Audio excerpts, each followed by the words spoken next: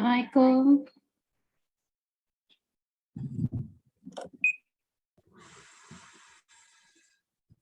All right. Assalamualaikum, Ustaz. Waalaikumsalam. So, Sister Atika, you're hosting today, yes? Yes. Okay. Okay. So today will be our last class. We'll pause for a bit. We'll inform when we'll resume the class again. We'll continue on the Prophet. Bismillahirrahmanirrahim. Al-Fatihah bin Yatimana wa Aslatuna Salihin. Khususan bin Yatimana wa Rahmatullah al-Hamdi. bin Yatimana Allah yarzuqna ilman nafi'an wa amalan mutaqabbalan. بأن الله يفتح علينا فتوح العارفين ويفقهنا في الدين وأن الله يجعلنا من عباده الصالحين وبأن الله ينور قلوبنا وقوالبنا مع التقى والهدى والعفاف والغنى وبأن الله يرزقنا التوفيق في أعمالنا هذه الدنيا والدنيا صالحة وإلى حضرة النبي محمد صلى الله عليه وسلم بسر الأسرار الفاتحة بسم الله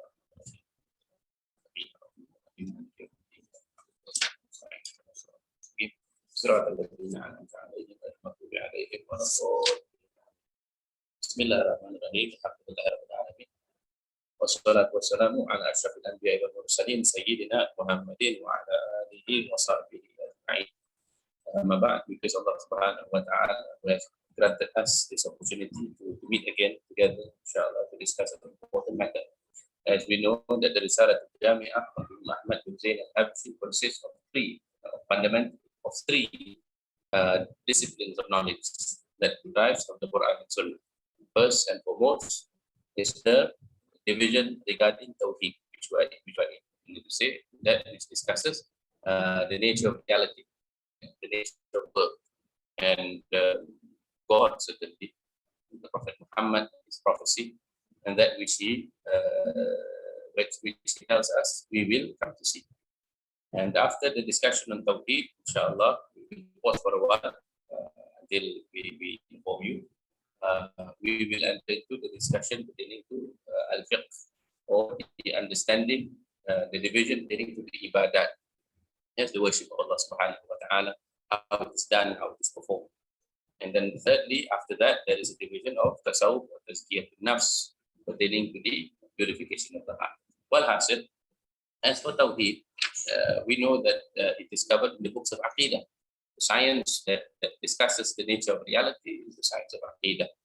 And the scholars have arrived at an agreement that the discussion pertaining to Tawheed or Iman, the Arkan Iman, covers roughly three divisions. If you look at the later books of Tawheed, yes, it will cover the Ilahiyat, divinity, that I said, the divine reality, and then Nubuwat, yes, the one pertaining to the prophecy of Prophet Muhammad sallallahu alaihi wasallam.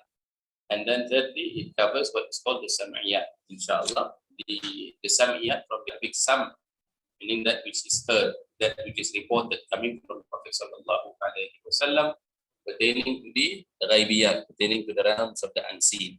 And usually this covers realities such as Jahannam wal Jannah, hell and heaven. It covers the conditions of our lives as soon as we die. Yes, death is part of that also. Sam'iyat, how the angels will come, and then the question of Munkar wa Nakir, and then the condition of Al-Barzakh, the ismus, the reality between this life and the Yawm al-Akhirah, and then the Yawm al-Akhirah, which is the day of resurrection, and the events pertaining to it. The Mahshar, means the resurrection, and then the Wazan, which is the measurement, the scales, and then after that the Sirat, the bridge, and after the bridge there is the Hawd, or before the bridge, depending on the reports, there is the pool of the Prophet sallallahu alaihi wasallam, and the Ahlul Iman, and after the Hawd, the Jannah is your final destination, either heaven or hellfire. Well, Hasil, inshallah, we read from the book Risalah al-Jami'ah. وأنه صلى الله عليه وسلم. Remember the last time we discussed the Prophet in two sittings. The first one about how the Prophet sallallahu alaihi wasallam was sent to the entirety of mankind, as well as the jinns, as well as the angels, in order to guide, especially mankind and the jinns, in order to guide them towards Allah subhanahu wa ta'ala, and for the fulfillment and the completion of their lives in this world, and their return to Allah subhanahu wa ta'ala in the Yawmul Akhirah. That's his purpose.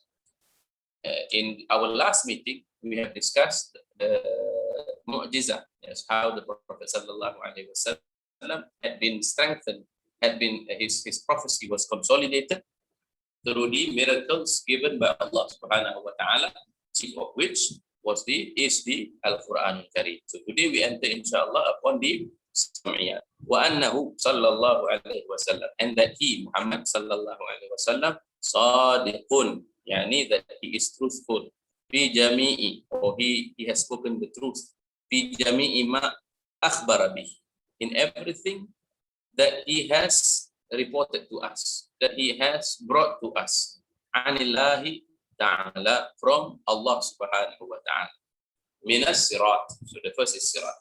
So how do we read this?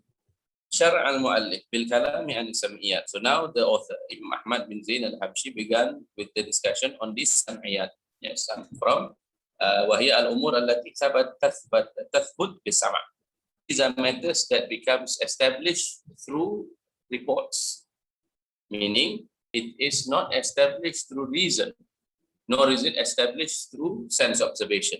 Yes, because reason and sense observation can equally accept its existence and non-existence. Yes, like in the Aqaid an-Nasafi, it is said there that ru'yatullah, the beatific vision of Allah subhanahu wa ta'ala in the Yawmul Qiyamah, on the day of the judgment, we need to say in Jannah, it is according to Imam Ahmad,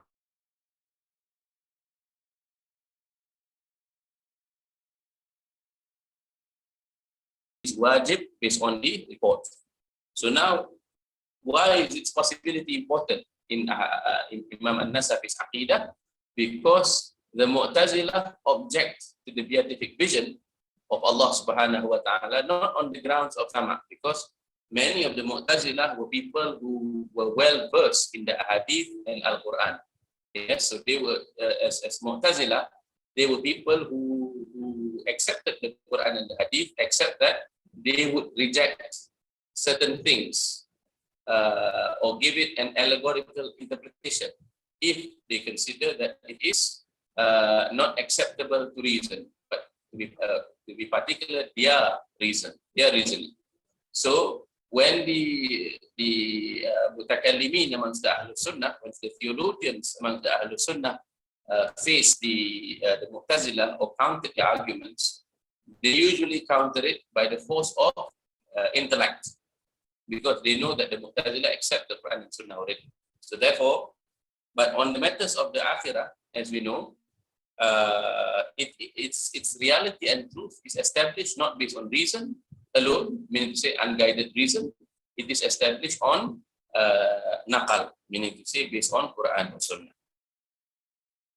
What are these things? First, the sirat, the bridge, and then the mizan, the judgment, al-hisab, the accounting for everyone's sin, wal-hawd, the pool of the Prophet sallallahu alaihi wasallam. Now, what is the madhab of Ahlul Sunnah? And sirat, wal-mizan, wal-hisab, wal-hawd. We say that everything that has been established in the hadith of the Prophet sallallahu alaihi wasallam, certainly from the Quran of Allah subhanahu wa ta'ala, that these are all true. Yes, these are all true. And they are in the hadith, we are reliant and dependent on the hadith of the Prophet. Yes, and the verses in the Quran, and we are dependent on the verses of the Quran and the hadith of the Prophet sallallahu alaihi wasallam in its details and clarification. So the first that was mentioned there is al-sirat. Yes, Sorry of to course. interrupt. Yes. Your voice is breaking. Maybe you can switch off the video for a while. I will do that. Let's see. Is the audio improving? Slightly better. Oh yes, a lot better. Oh, that was actually the air conditioning. Okay. Yes. All right. Alhamdulillah. Okay, let us continue. So the first thing that was mentioned is the sirat. Imam Ahmad bin Zain al-Habshi now is not mentioning based on the order, but he's just mentioning based on it was just an enumeration, because in truth the sirat, the mizan, and the hawd. Yes, of course, first comes the sirat. No, first comes the mizan, and after that comes the sirat, and then after that comes the hawd, or in some narrations the hawd comes before or after. What hasil? We will give the description and the explanation of these individual constituents of the Yawm al-Akhirah based on Imam Ahmad bin Zain's order. But then in our minds, inshallah, we will arrange it. We will understand it in the order that has been established in the hadith of the Prophet and in the books of the other scholars. What is the sirat? It is a bridge. Yes, it is a bridge that is established ala dhahri jahannam, meaning to say underneath the bridge will be Jahannam, hellfire. It is said that in terms of its description, adaqqu min ash-sha'ra, it is thinner than a hair, the piece of hair. Ahaddu min as-sayf, and it is sharper than a sword. Of course, this description, although it remains true in general, but it depends on the person crossing it. Yes, on the person crossing it. Tajuzuhu al-ibadu biqadri.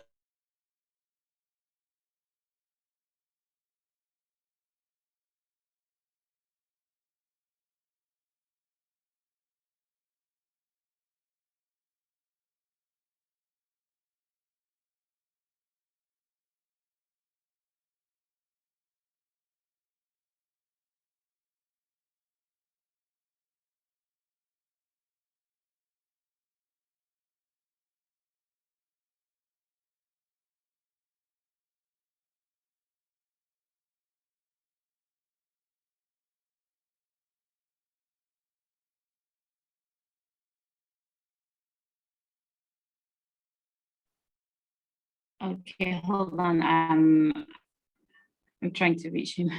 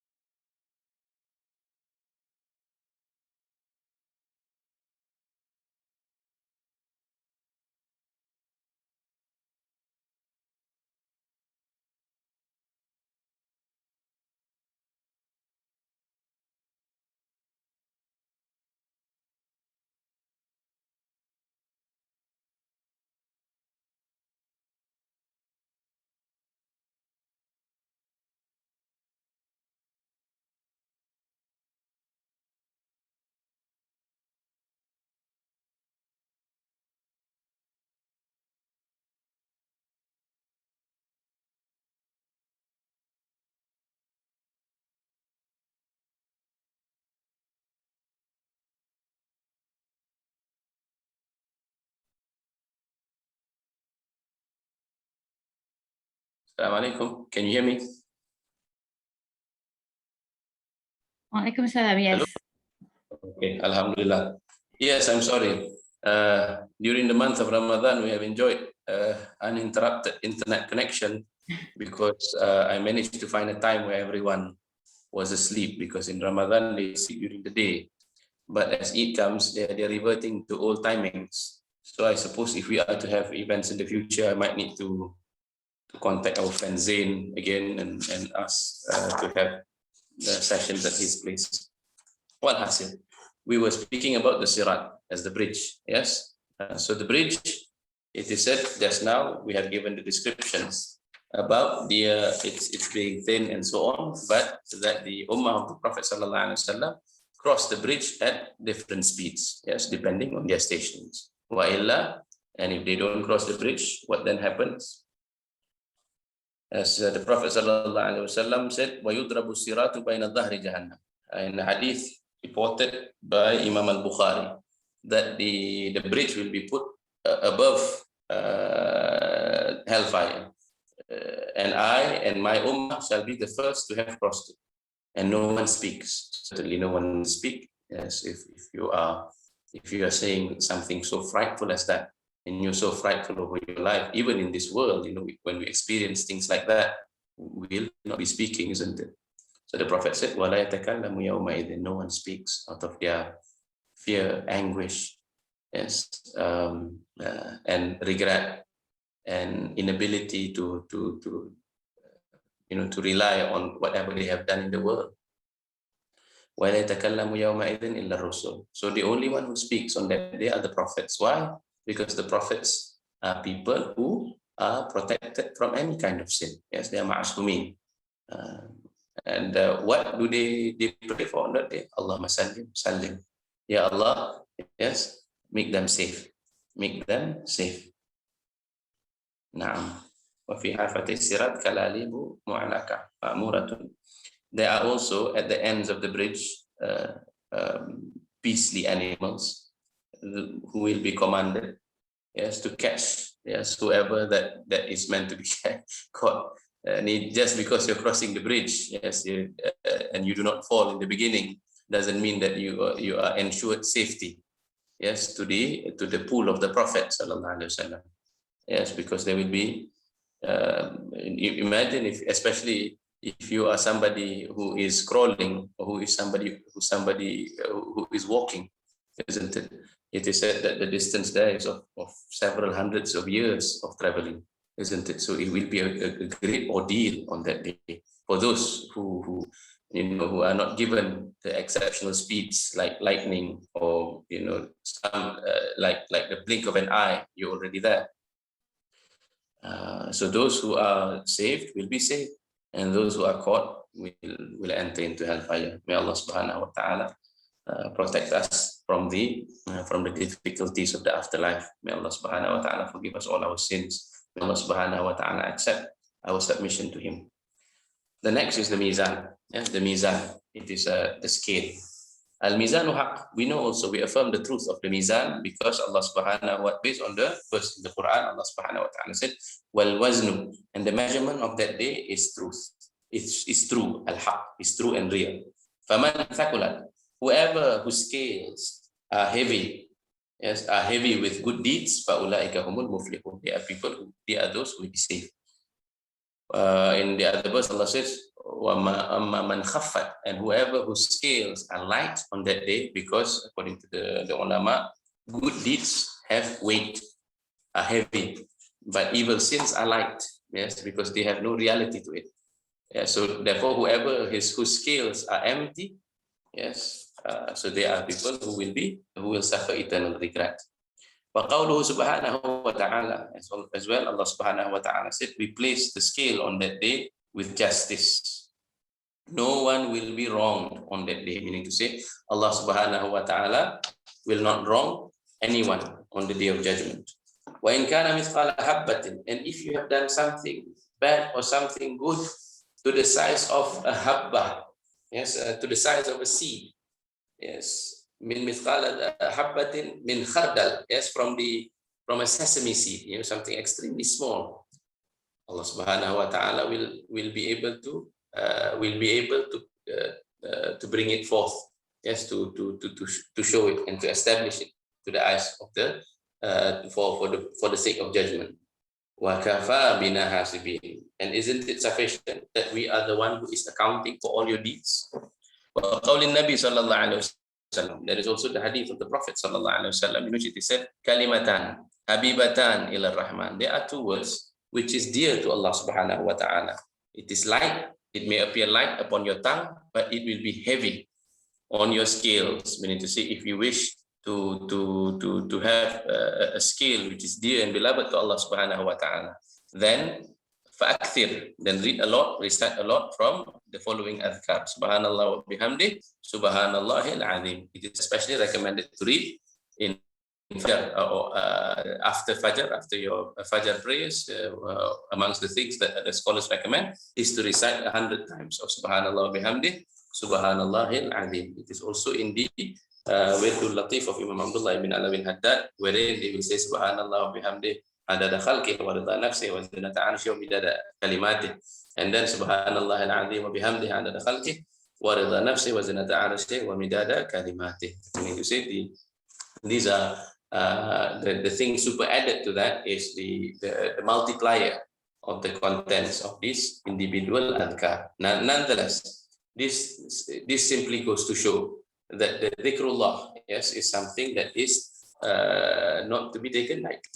In the hadith of the Prophet sallallahu alaihi wasallam, at-tuhuru shatrul iman, cleanliness, purity is half of iman. Walhamdulillahi tamla'ul mizan. Praising Allah subhanahu wa ta'ala, thanking Allah subhanahu wa ta'ala, yes, through the mentioning of alhamdulillah, yes, tamla'ul mizan. Mala'a means to fill something completely. Yes, so shukr therefore is the great assistant for anyone on the Yawmul Qiyamah. Yes, whoever has a lot of shukr, yes, as Allah subhanahu wa ta'ala said, وَسَنَجْزِي الشَّاكِرِينَ. Yes, what is that? Yes, and we will surely reward those who are thankful to Allah subhanahu wa ta'ala. وَلَئِنْ شَكَرْتُمْ, and if you are thankful to Allah subhanahu wa ta'ala, لَأَزِيدَنَّكُمْ, the ni'mah will be given to you. وَلَئِنْ كَفَرْتُمْ, and on the other hand, you refuse to thank Allah subhanahu wa ta'ala. He refused to be thankful. And then what happens? فَإِنَّ عَذَابِي لَشَدِيدٌ. Indeed, my adab, my punishment on that day is heavy. Further, Imam al-Bayhaqi said,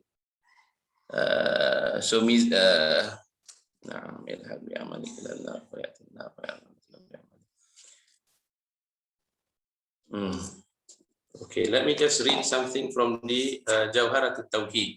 Yes, Jawharatul Tawheed of your Ahmad, Jawharatul Tawheed, and the Sharah of Imam Ahmad bin Muhammad al-Sawi on the position of regarding al-Mizan.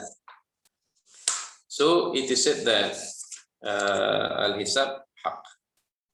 I just want to read this part because it's very important.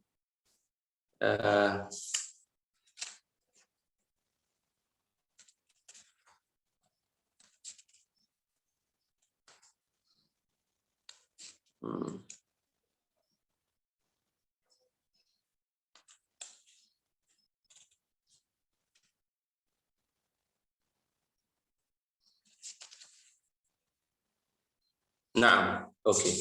So it is said, as we know, that the hisab is wajib for everyone, except, yes, there are exceptions, because the exception is that the Prophet sallallahu alaihi wasallam will be or amongst the ummah of the Prophet sallallahu alaihi wasallam, 70,000, yes, will be free from the hisab, or rather from the mizan, from the judgment. Man la hisab alayhi min al-bab al-ayman. Fa kullu man huzin. So therefore, meaning to say, after the resurrection, once the mizan, or rather the scales are being put forth and people will be judged according to their action, it is the exceptions are to 70,000 of the ummah of the Prophet Muhammad. And then in another hadith, it is said that when the Prophet sallallahu alaihi wasallam asked for this number to be increased, then it is said that he is granted for the 70, for each one of the 70,000 is added another 70,000, meaning it's a big numbers. It's a big number. So these are people. So that means to say there will be a group of people, a large number amongst the ummah of the Prophet Muhammad who will be able to skip. Yes, will be given exception, yes, of the judgment of the Yawmul Hisab. What is also interesting, yes, in the books of Tawheed, is that that even the kafirin, yes, first we know that the hisab is wajib on all the ummah of the Prophet Muhammad. The ummah means the believers, the non-believers, the munafiqin. They will all be judged. As for the kafirin, yes, they will also be judged, yes, because first there is the sin of kufr, yes, and that will place them in hellfire. Yes, that will place them in hellfire unless if Allah Subhanahu wa Ta'ala decides to forgive. But in general, we hold that they will be placed due to the sin of rejection of Allah Subhanahu wa Ta'ala. However, yes, we know that amongst the disbelievers are varieties in terms of the degrees of their morality. Yes, some of them, have been unjust to others. Some of them have been, aside from their sin of willful disbelief against Allah, they have also wronged themselves over many things. So there will be adab upon adab. There will be punishment upon punishment. However, there will also be a lightening of the punishment with regards to the good deeds that they have done. Yes, allati la tatawaqqaf ala niyyah. Yes, the good deeds which does not depend on niyyah. The good deeds which depend on niyyah are things like saum, fasting, and other forms of ibadah. But there are other good things that you do, like to free a slave, to free a servant, to help someone in debt, to assist a family member, silatul rahmi. All these are forms that lighten the burdens of those in hellfire. فَيُخَفِّفْ عَنْهُمْ بِذَلِكَ مِنْ عَذَابٍ غَيْرَ الْكُفُرِ. So therefore, in terms of punishment, these good deeds that they have done will lighten their punishment with the exception of kufur. Now, so that's why they have, that's why they are also given judgment. Yes, not for the sake of safety against kufur, but in the lightening of their punishment. And what is the dalil? The dalil is that Abu Lahab, the uncle of the Prophet who opposed him, yes, who has been promised hellfire, that despite a surah dedicated to him, yes, Tabat Yada Abi Lahab, there is a lightening of his punishment, yes, because of his freeing a servant, a slave girl, because of his happiness at the birth of the Prophet Sallallahu Alaihi Wasallam. And here is the dalil, yes, that to be happy and to celebrate the birth of the Prophet Muhammad Sallallahu Alaihi Wasallam has great rewards. Now imagine this, a person who is a sworn enemy of the Prophet, who died opposing the Prophet, yes, who has done many a great thing to harm the Prophet, yes, to have put the insides of camels, yes, in front of the house of the Prophet in order to harm him, yes, and who have constantly hurt the first generation of Muslims, yes.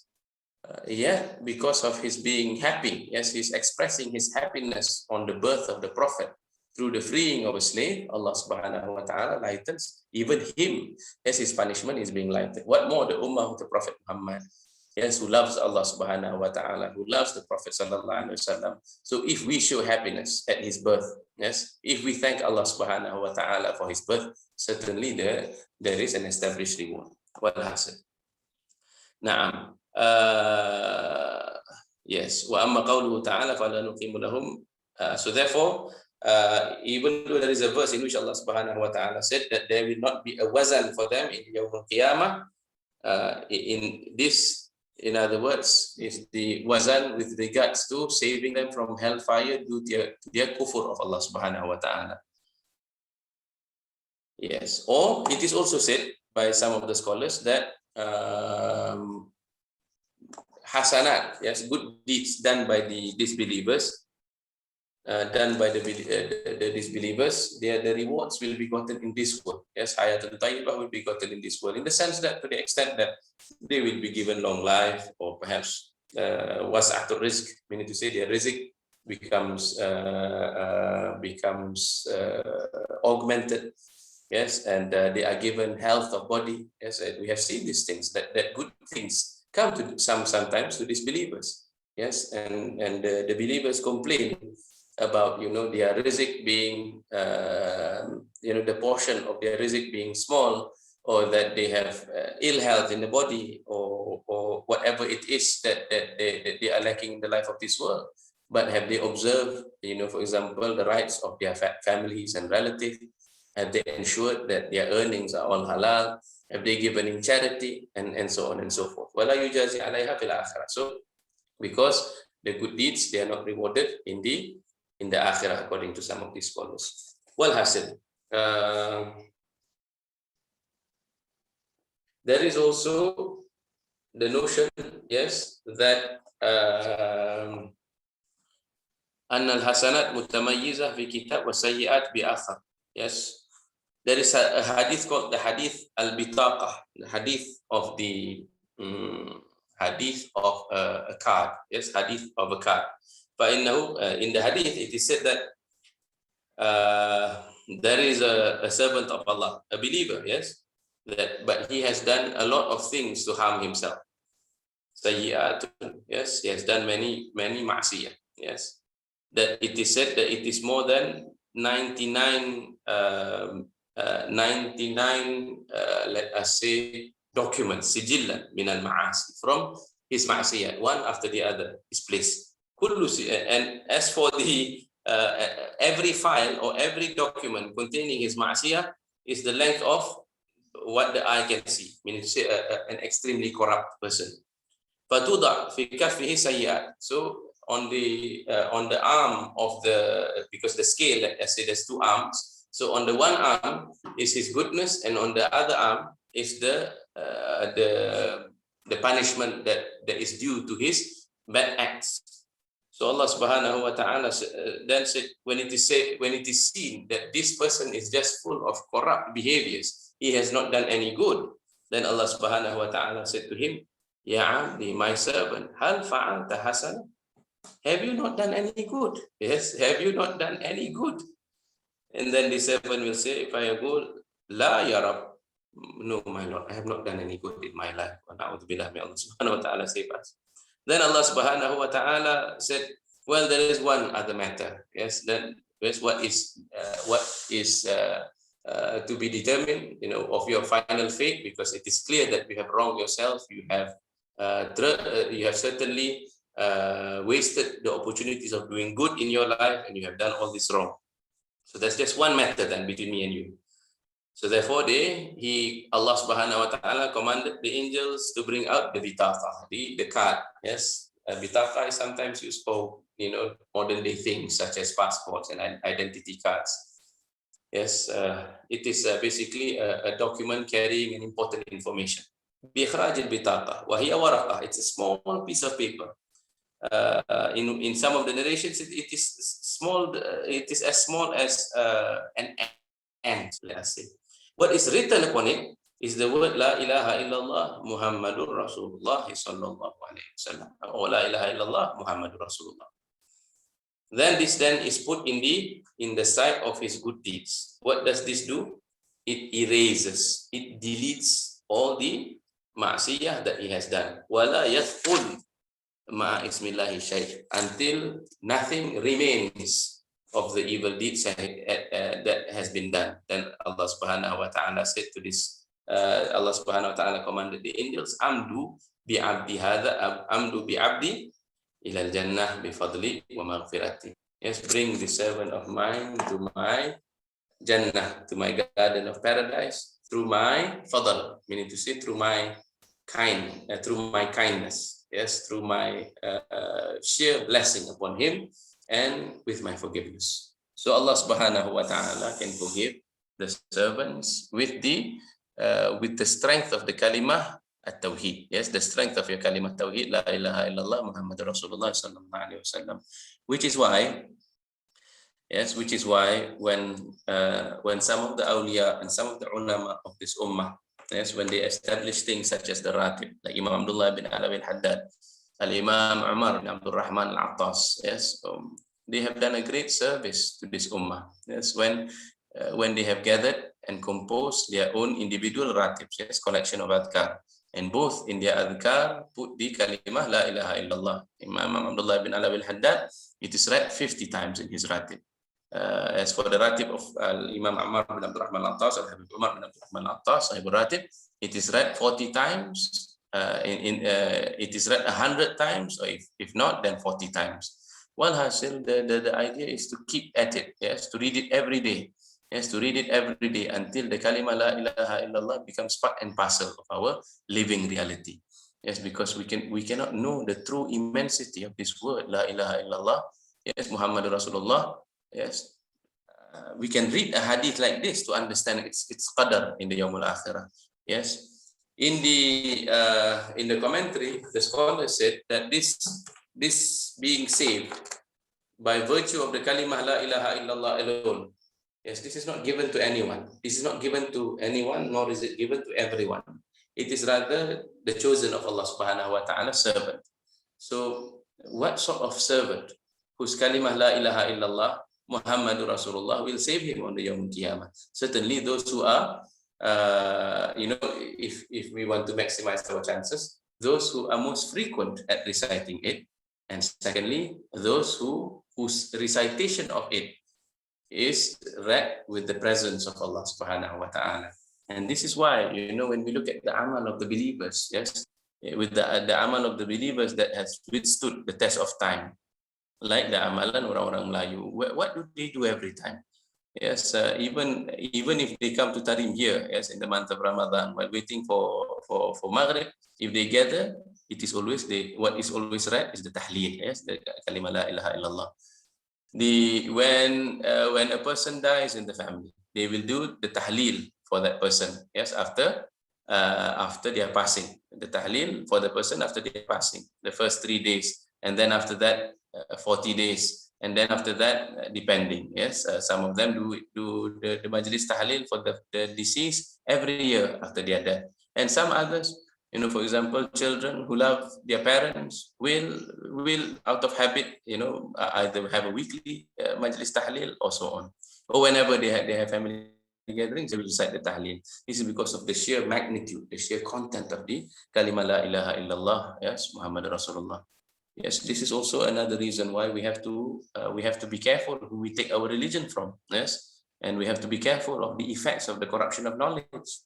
I personally have experienced some of the Malay people. Usually, the Malays are very strong with their tahleel, but I've witnessed what happens to some of the families or some of the friends of our friends who when they stop believing in this. Yes, when they listen to some of the new teachers who told them that, actually whatever you do for the dead will not benefit the dead. Them who said that actually this tahleel was not done by the Prophet in this manner, so therefore it is a bid'ah, therefore you shouldn't do it. Well, hasil, what then happens? Yes, what then happens? Then nothing is right for the dead. Whereas we know, yes, first and foremost, the Quran contains proof that whatever that is done in terms of the recitation of dua, the Quran, whatever there is a reward, yes, in the hadith of the Prophet also, that the deceased amongst the believers will benefit from it. First, there is the clear verse in the Quran in which Allah Subhanahu wa Ta'ala said about the Muhajirin and the Ansar, after praising them, and then Allah said, وَالَّذِينَ جَاءَ بَعْدَهُ, and those who come after that, after them, and say, what do they make? Do they ask in their prayers? Rabbana ghfir lana dhunubana, Rabbana ghfir lana wa li ikhwana alladhina sabaquna bil iman. Ya Allah, forgive us and for our brothers who have come before us in iman. Now, if this was let us say a futile exercise, why does Allah Subhanahu wa Ta'ala teach us to read this dua? Yes, in truth, they have opposed Allah Subhanahu wa Ta'ala if they say that whatever that we read for the deceased doesn't benefit the deceased. Yes. And then, of course, there are there are other hadith in which it is said that a person, kamakal, in the hadith, the content of which is such that a person gives sadaqah in hopes that the rewards of the sadaqah will benefit the one who has passed from his parents and so on. Yeah, so we must hang on to the good aspects in our tradition, and we must always observe who we study our religion from. Well, Hasil. So that's the mizan. After that is the hawd. Yes. Yes, there is the hawd.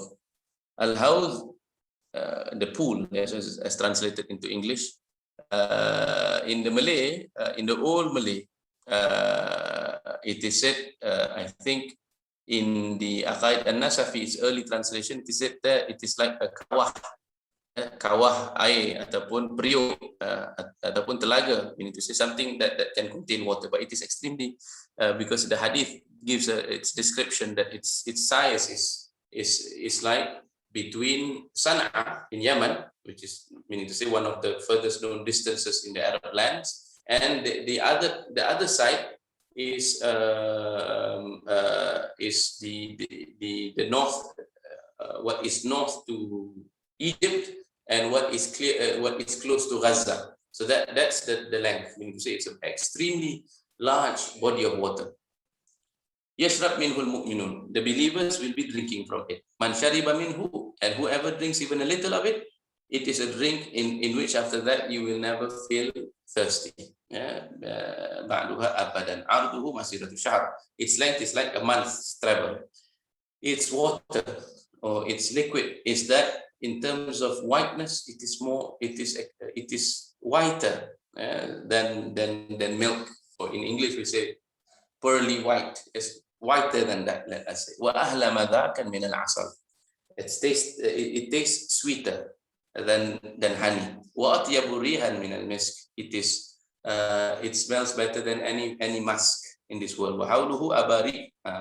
And those who will be drinking from them, yes, the cups that is distributed for that day will be the number of the stars in the heavens or in the skies. Wahwal Kawthar. And the source of this water is the Kawthar, which is promised to the Prophet Muhammad sallallahu alaihi wasallam in Jannah. So meaning to say the water is source, the reservoir of the house of the Prophet will be Jannah, and the Prophet sallallahu alaihi wasallam will be waiting for all the believers in the Yawm al-Akhirah. Yes.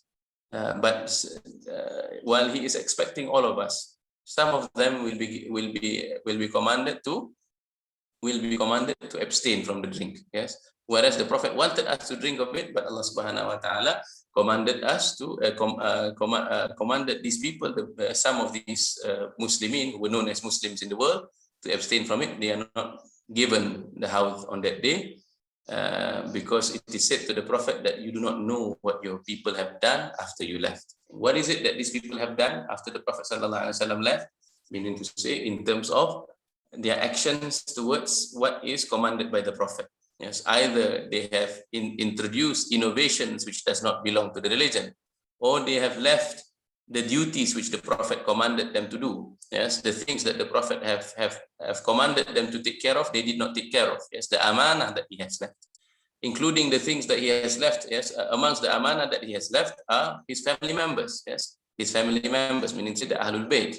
Yes, so what have they done in terms of their responsibility with the Ahlul Bayt? The Sahaba, his companions, have we followed their examples or not? All the amanah that the Prophet ﷺ has commanded us, if we have not done proper justice to it, then perhaps, may Allah Subhanahu wa Taala protect us, perhaps we will be amongst those, na'udzubillah min dhalik, yes, we will not be given a share of the house.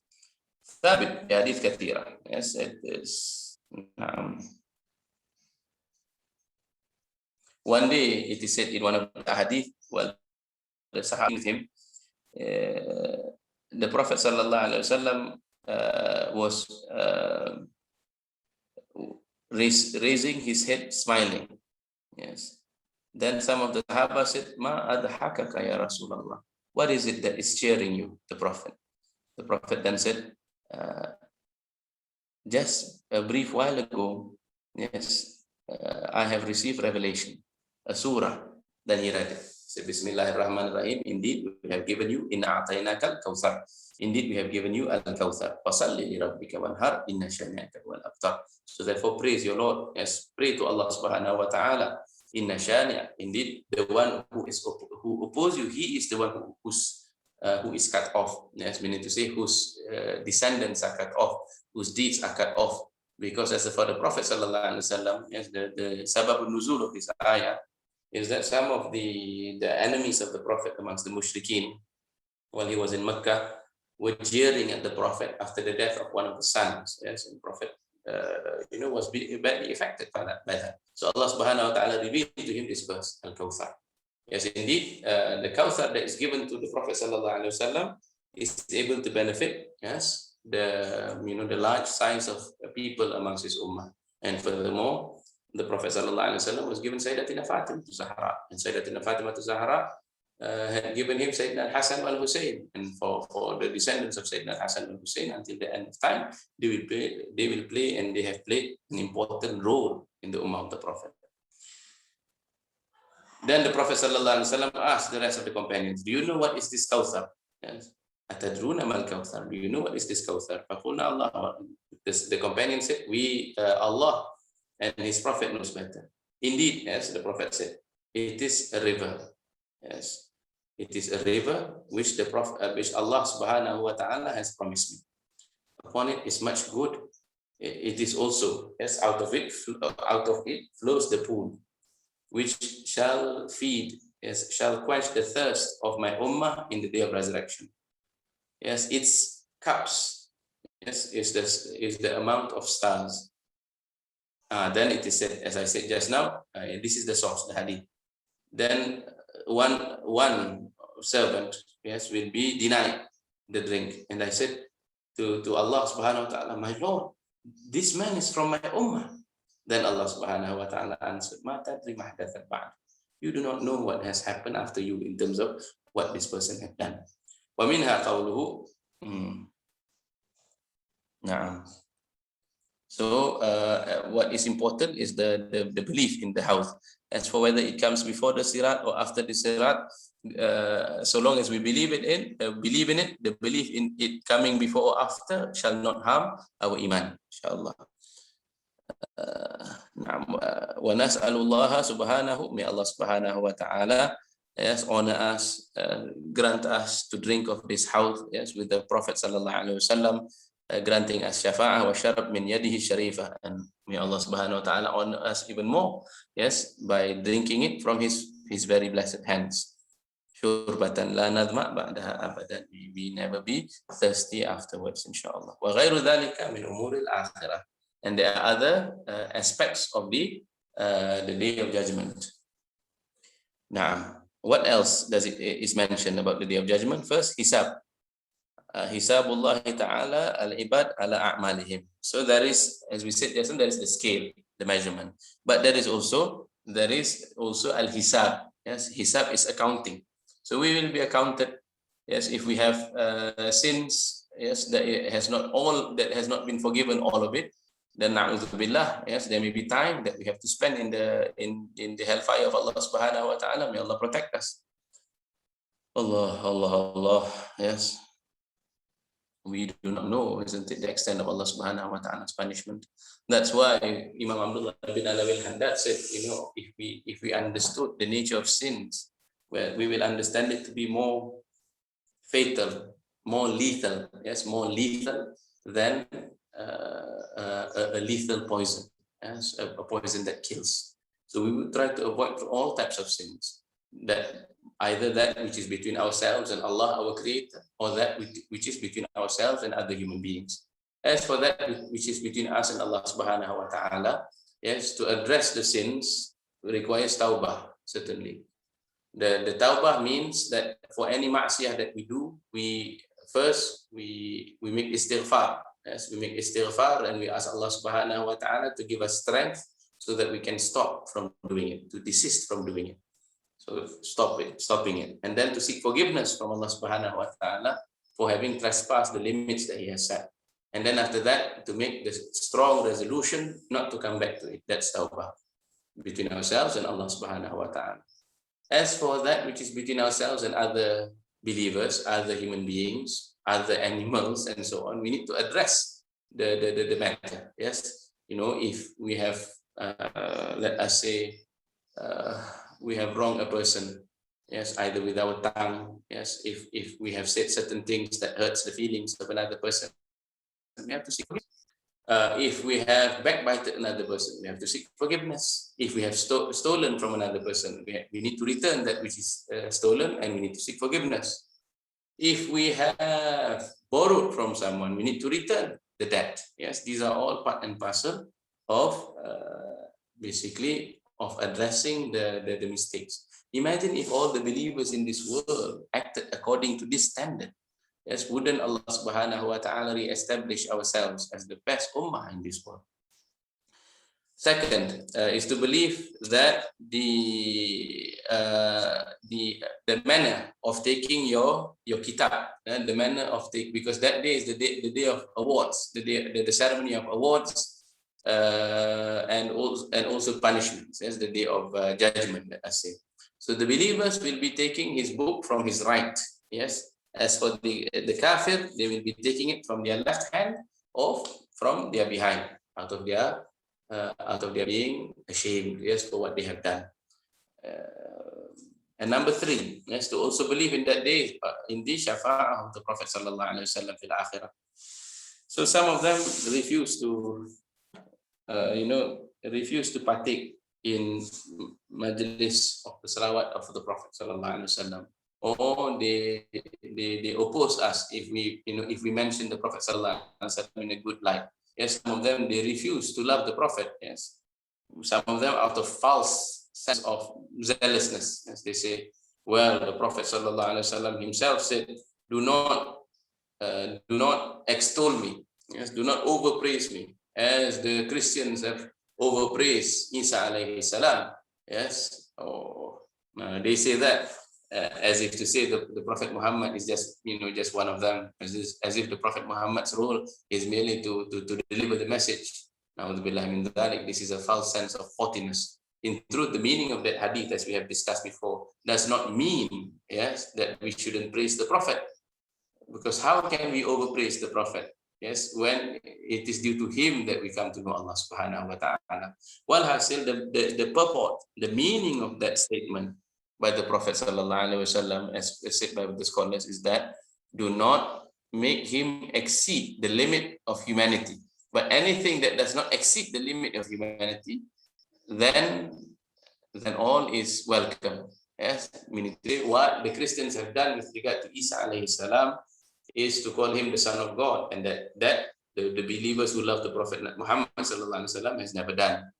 What the Christians have done with Isa alayhi salam is to call him one of 3, meaning a God also, and that is never done by the Ummah of Prophet sallallahu alaihi wasallam. So since we do not do these things, meaning to say we have not exceeded that limits, so why not praise the Prophet sallallahu alaihi wasallam? In truth, those who have rancor in their hearts, yes, have rancor, hatred of the Prophet sallallahu alaihi wasallam, yes, it is feared for them that they will not be given the shafa'ah of the Prophet, as if to say they think that they are self-sufficient against the shafa'ah of the Prophet Muhammad sallallahu alaihi wasallam in the akhirah.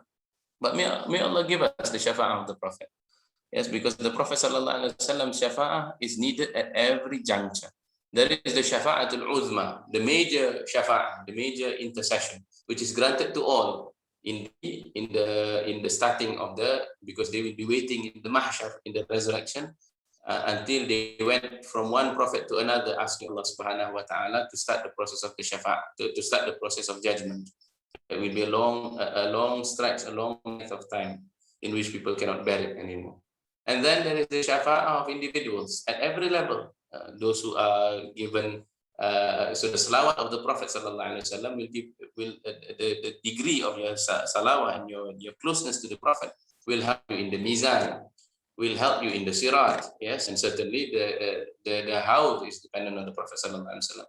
The whole story, yes, about the afterlife, yes, the whole story about the afterlife will have the Prophet sallallahu alaihi wasallam playing a major role. Now, Yes, and the day Allah Subhanahu wa Taala will be speaking to the Prophet. Yes, after he has made sujud before Allah Subhanahu wa Taala, Allah said to him, "Ya Muhammad, yes, O Muhammad, lift your head, irfa' ra'sak, and say it will be listened. Ask, it will be given, and intercede for anyone. Yes, and your intercession will be accepted." Allah, Allah, Allah. Intercede for anyone, and your intercession will be accepted. If we understood this, yes, if we understood this, yes, wouldn't it be a worthwhile, yes, a worthwhile life mission, yes, to establish our lives upon the Sunnah of the Prophet, and to make the Sunnah a living reality in our family, and to celebrate, yes, to celebrate the Prophet Sallallahu Alaihi Wasallam as the greatest gift in our lives, and to be reading about his biography, his seerah, yes, and to read about his shama'il, his perfections, to read about also the mu'jizah granted to him, everything related to the Prophet Sallallahu Alaihi Wasallam. Now, so then after this, yes, after the discussion of the Umur al-Akhirah, it is also said, Imam Ahmad bin Zain continues with al-Barzakh. Yes, al-Barzakh. Barzakh is in English it is called ismus, meaning to say it is a realm in between two realms. It is said that the first barzakh that all souls undergo is the barzakh of the rahim, of the womb of the mother. Yes, the womb of the mother is the first barzakh, because before that we have been in the days of the covenant before Allah Subhanahu wa Taala. Yes, in the days of the covenant, and then Allah Subhanahu wa Taala so decides for us to be created into this world, to be elevated into a special creation. Yes, neither body nor soul, but a third being composed of the two. Yes, when we were in our womb, the womb of our mother, that was the time of this elevation of this creation. Now that's the second barzakh, and every time we leave one realm to the other, there is the sadness of separation. That's why all children, as they are born into this world, they cry, yes, for having to part from the realm that they have been accustomed to. Similarly, in this world, as many people, when they part from this world, they will experience sadness, and some will experience something deeper than that, not just sadness. There is pain, there is torment in their hearts, and the extent of your pain, yes, the extent of pain of death is dependent on the extent of your attachment to this world. Yes, hubud dunya. Yes,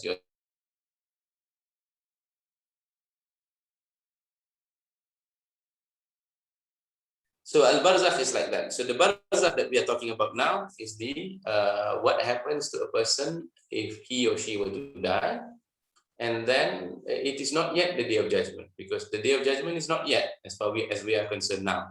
As from the time of Adam alayhi salam until our time, the whole world is still waiting for the day of judgment.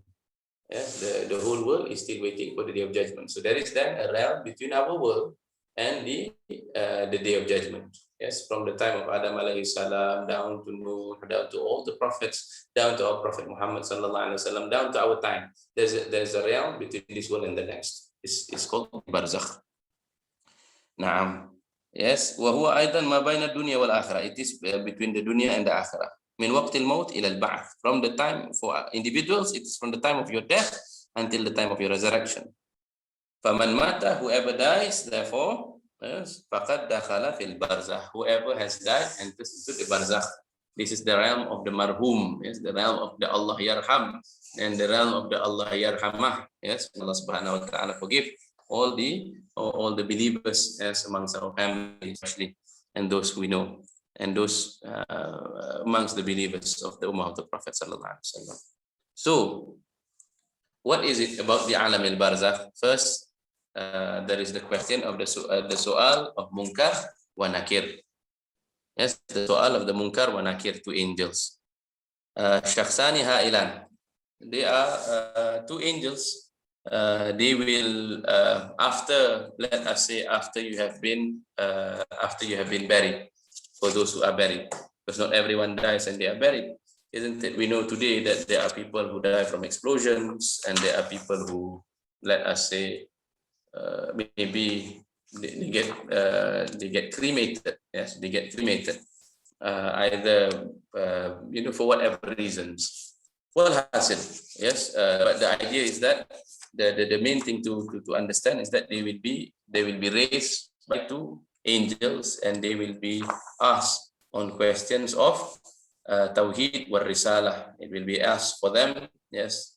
Wa rabbuka, yes. Wa madinuk, wa man nabiyuk, yes. Who is your Lord? Yes. Who and what is your religion? Who is your prophet? Yes. These are the fatan al-qabr. These are the tests. Yes. And the question, yes, the questions that they ask will be the beginning of the fitnati adab ba'dal maut. Now, in the hadith of the Prophet sallallahu alaihi wasallam, it is said, indeed a servant, once he is placed in his grave and his friends and his companions leave him, he will hear, yes, the Allahu Akbar. He will hear their footsteps, yes, of their sandals, of their slippers, their shoes. Yes, once, meaning to say, once the last one leaves him, atahu malakan, the angels will come and they will sit him up and they will say, so this is in another narration, yes, in Al-Bukhari and Muslim also. The angels will say, what do you say about this man, about Muhammad sallallahu alaihi wasallam? So the believer, yes, certainly, like how you are asked now, what do you say about Muhammad sallallahu alaihi wasallam? The believer will say, Ashhadu, I bear witness that he is a servant of Allah. He is his messenger. Yes, Allah. Abdullah wa Rasuluh. Fayuqala, unzur maq'adaka minan nar qad abdalaka Allahu maq'adan minal jannah. Look, yes, the angels will show him, like as if on a screen. That was your place in hellfire. Yes. Now look at how Allah subhanahu wa ta'ala has replaced it with a place in Jannah. Allahu Akbar. So even in qabr, yes, if you're in your grave, yes, while you're in the barzakh, basically people will be given already the good news, the glad tidings of what they can expect. So to say, the people who are destined for hellfire, they will dread it from the time that in the barzakh. They will dread it as soon as their life are removed, yes, by Israel. Already that is in fear. And when they see Munkar and Nakir, another degree of fear. Yes. So therefore, but the believers, when they are shown this, yes, Allahu Akbar. So meaning to say, even in the barzakh, they have already something to look forward for in the Yawmul Akhir. Fayurahuma jami'an. It will be shown for everyone, the Jannah. Qal wa ammal munafiq wal kafir, but as for those who have been hypocrites in this world, yes, outwardly and externally to their friends amongst the Muslims, they pretend to be Muslims, but inwardly they are liars. Or for the kafirin, yes, outwardly they already oppose the Prophet, Allah subhanahu wa ta'ala and the Prophet. It is said, what did you say about this man, the Prophet, yani Muhammad sallallahu alaihi wasallam? This person will then say, La adri, I don't know. I used to say what everyone else said.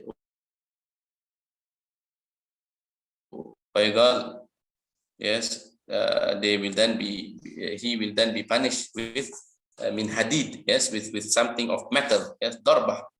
Yes, and he will then it will be open to him, a portal will be open to him, a screen or something, a window or something will be shown to him until he can hear the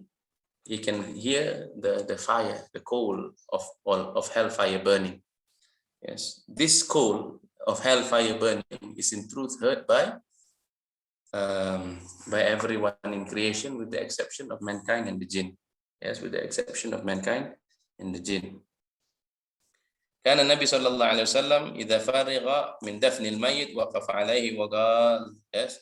Here is another hadith. Yes, the Prophet sallallahu alaihi wasallam said, whenever he has, let us say, completed the burial of a deceased person, he will then stand upon it and ask the believers, istaghfiru li akhikum, yes, istaghfiru, seek forgiveness for your brother,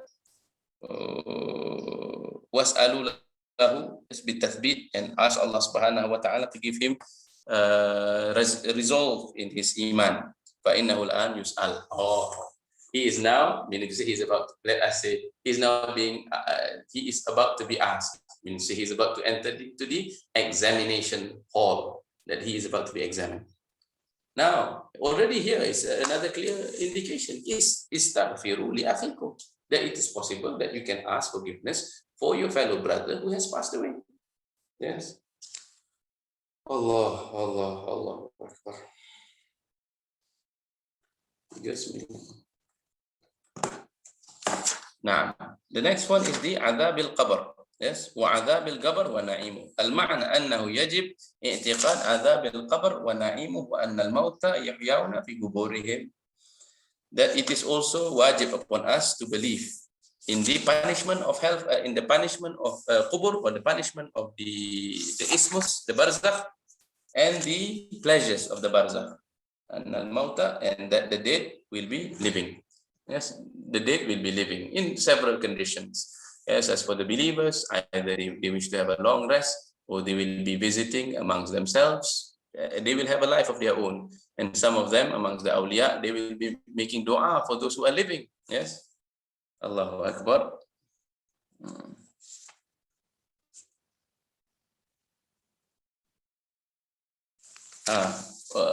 Imam As-Suyuti adds, yes,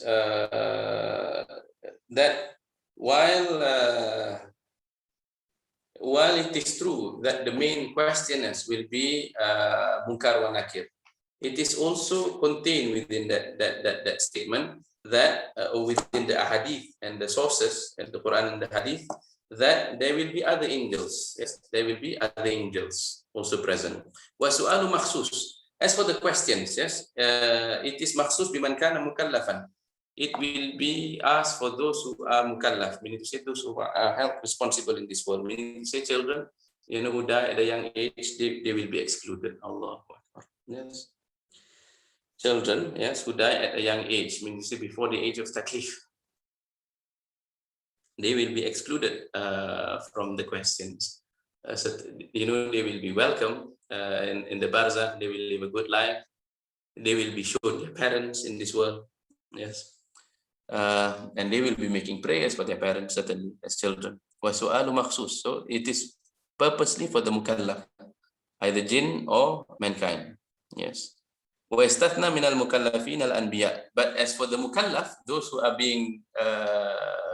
are held responsible, there will be exceptions. Meaning to say, even with the questioning of Munkar and Nakir, there are exceptions. Meaning to say, those who are excused from the questioning. Who are these? The Anbiya, yes, the prophets will not be questioned. Meaning to say, they have, you know, special pass, let us say. Siddiqun, yes, those who have been truthful in their religion, of a high stature. Of course, the leader amongst them is Sayyidina Abu Bakr Siddiq, yes, excluded from any sort of questions. Those, you know, after they die, they immediately live in the garden of the barzakh. Wal murabitun, as well as those who defend the territory of the Muslims. Wa shuhada, those who die as martyrs, they are all excused. Wa mulazim qira'atu tabarak, and those who frequent the recitation of Surah Al-Mulk, and those who read Surah Al-Sajdah, those who frequently recite Surah Al-Mulk every night, or Surah Al-Sajdah, either one. Meaning to say, if it's your amal every night to read Surah Al-Mulk, Surah Al-Sajdah, then in the Adab al-Qabr, you will be excluded from the question and answers. As well as those who die from stomach pains, including, you know, those who suffer pancreatic cancer, you know, because of, you know, extreme, let us say, symptoms of stomach pain, they are also excused. Meaning to say, that acts as a kafara to them. Yes, those who die from sicknesses of this type. Yes. Waman mata laylatul Jum'ah, as well as those who die on the night of Jum'ah, or the day or Yawmul Jum'ah. Those who die from ta'un, yes, TB, yes. Waman qara al-ikhlas, and who have recited Suratul Ikhlas fi mardihi alladhi mata fihi. Those who recite Surah Al-Ikhlas. وَنَحْوُ ذَلِكَ مِمَّا وَرَدَ فِي السُّنَّةِ, and things, and there are other clauses, there's other things which that a person may do that will exclude him from adab al-qabr. Naam.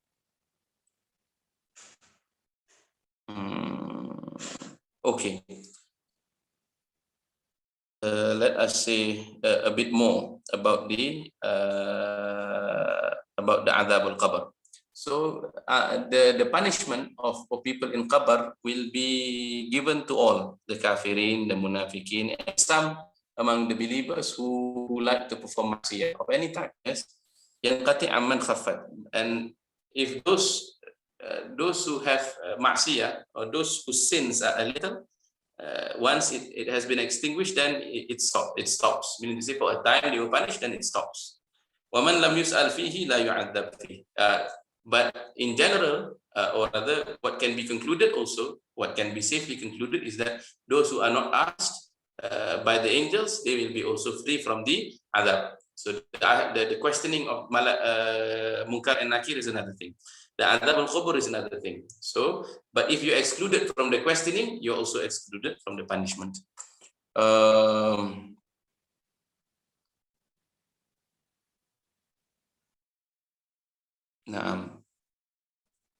Yes, so the condition of the kafirin, the condition of the ahlul ma'asiyah, they will remain in that punishment until the day of resurrection. وَمِنْهَا تَشَكُّلٌ. There is also amongst the things that will greatly pain the people in qabr is that the bad actions that you have done.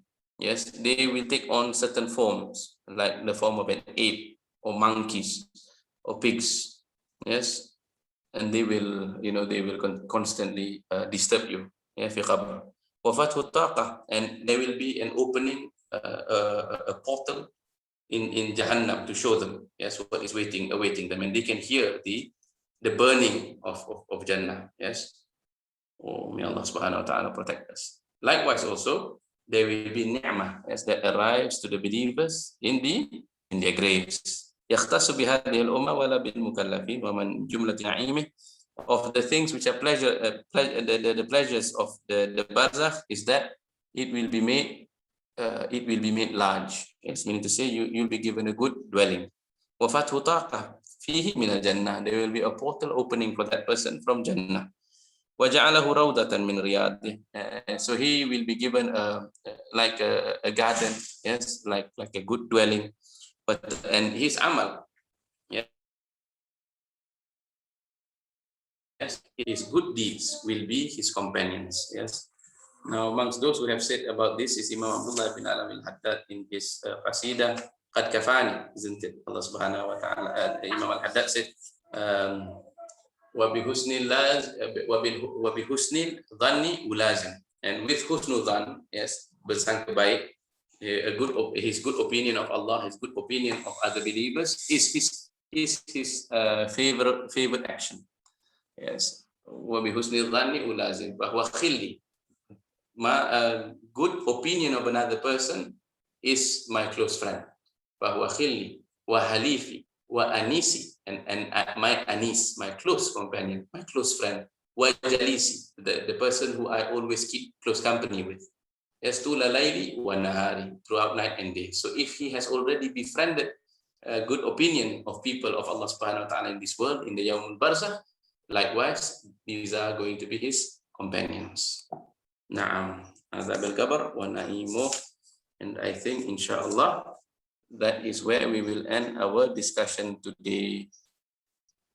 Any questions? Oh, Sister Aida is asking me of the Jawharatul Tawheed. I'm not sure which edition you have. What I have is the Sharah of Imam Asawi on the Jawharatul Tawheed. But as for the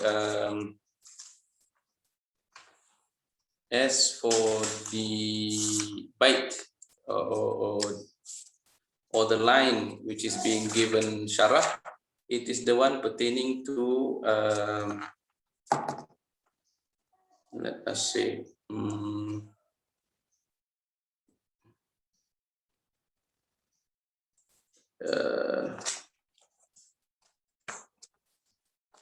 96, yes, su'aluna thumma adzabul qabr na'imuhu wajib kaba'atil hasyar. Yes, so these are the lines that is related. Of course, it depends on which commentary you have of the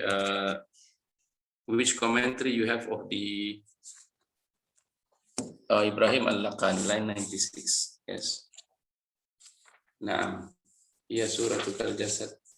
So yeah, these are the, inshallah, I mean, if you wish to have details on the description of the Samiyat, the Jawharatul Tawheed, so there is a beautiful text to check. Yes, using.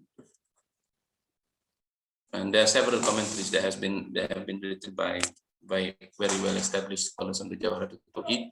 You can read that, inshallah, on your own. And if we have the opportunity, we even read it together in the future. Well, hasil, inshallah. So that is, I think, the extent of what I wish to share today in terms of our readings. But if you have any questions, tafaddal, ahlan wa sahlan.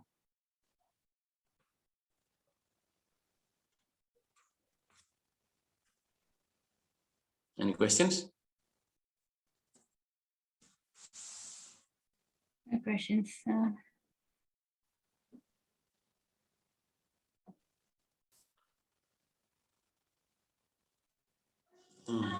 Well, yeah, go on. No. I want to say, if there are no questions, we can just end the session today. I was just thinking, I know that tomorrow is a Monday, and I suppose most of you will be working. But we can ask in the group because I still have, in Tarim, our classes do not start until the 8th or 9th of Shawwal. So meaning to say, sometimes this week, if there's a few of you who like to, who like to benefit, we can finish the chapter tomorrow. We can finish the chapter tomorrow at about the same time, and the rest, I suppose, who cannot make it can still benefit from the recording. But we'll see how we do it in the group, inshallah. Inshallah, I'll inform everyone in the group. Then we'll look into it. Okay, so more questions? Okay, I think that's it for today. Thank you so much, Ustaz, and thank you everyone for participating. So may we request from you, Ustaz, dua for closing today?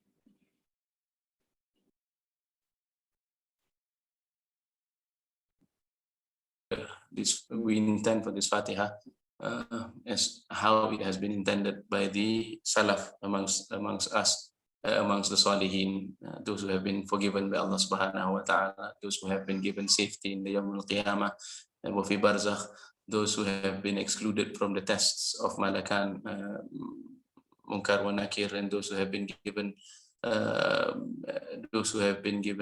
Shafa'ah, who have been promised Shafa'ah from those who come before us. May Allah Subhanahu wa Ta'ala forgive us all our sins. May Allah Subhanahu wa Ta'ala grant us tawfiq. May Allah Subhanahu wa Ta'ala grant us wara'. May Allah Subhanahu wa Ta'ala forgive us and forgive those who are all around us. May Allah Subhanahu wa Ta'ala assist us and assist everyone around us, those whom we love and those who love us. May Allah Subhanahu wa Ta'ala grant them all the ability to cease from the performance of ma'asiyah. May Allah Subhanahu wa Ta'ala forgive all the things that we have done, all the wrongs that we have done. May Allah Subhanahu wa Ta'ala bring us closer to Him. May Allah Subhanahu wa Ta'ala grant us the pleasure of mahabbah. May Allah Subhanahu wa Ta'ala grant us the maqam of shukr, wa tawbah, wal zuhud an dunya. May Allah Subhanahu wa Ta'ala grant us His love and the love of those who love Him. May Allah Subhanahu wa Ta'ala grant us the shafa'ah of the Prophet Muhammad sallallahu alaihi wasallam. May we be counted amongst those who drink from the house of the Prophet sallallahu alaihi wasallam. And may Allah Subhanahu wa Ta'ala make us of those who pass through the sirat swiftly, as fast as the barq, as fast as the lightning, as fast as the lamhil basar, as fast as the blink of an eye. And may Allah Subhanahu wa Ta'ala forgive our parents. May Allah Subhanahu wa Ta'ala forgive and guide our children.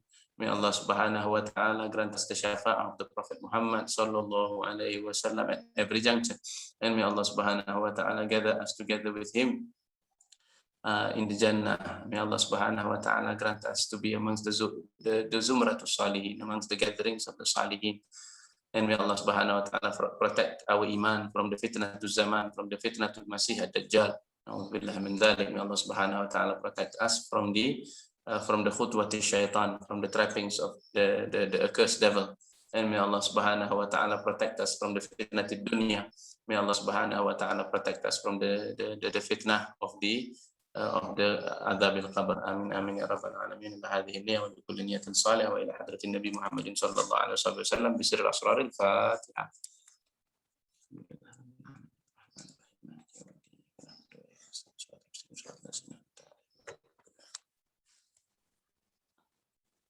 Amin. All right, thank you everyone. Thank you, everyone, and Selamat Hari Raya. So we will continue the discussion at WhatsApp group. We'll see how about tomorrow. Inshallah. Okay then, thank you. Wassalamualaikum warahmatullahi wabarakatuh. Waalaikumsalam warahmatullahi wabarakatuh. Waalaikumsalam warahmatullahi wabarakatuh. Selamat Hari Raya.